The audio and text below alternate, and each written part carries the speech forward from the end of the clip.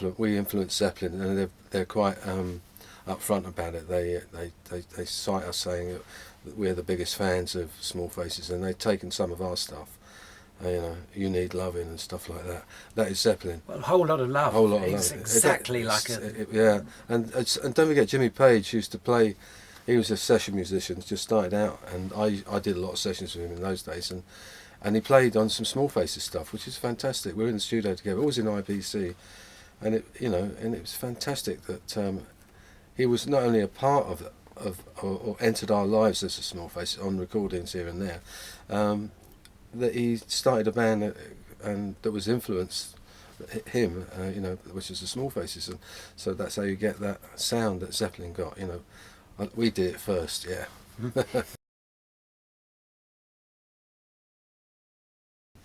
When we split with Don Arden and Contemporary Records and Decca, we then ended up with Andrew Luke Oldham, who managed the Rolling Stones at that time, and the new label was fantastic. Immediate Records was like the Virgin of its day, and it felt so special for us not to be connected with the big giant record company. This was something a little bit more off the wall, and so the first thing that Andrew did is he knows that the only way that we want to work is or go forward and be creative is to give us studio time, and that's what we had, endless studio time, and that's where you got that's when we came together and experimented, and we were very fortunate as well to have Glyn Johns with us he was an engineer in those days, and he was fantastic. I got the greatest drum sounds of all time from Glyn, and he was just amazing.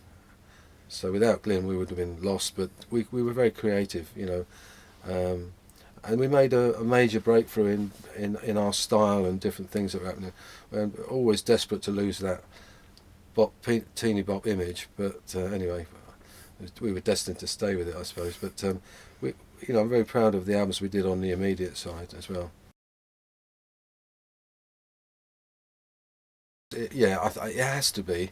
But people say to me, which is your best track, your best song? It's very difficult because there's so many great songs.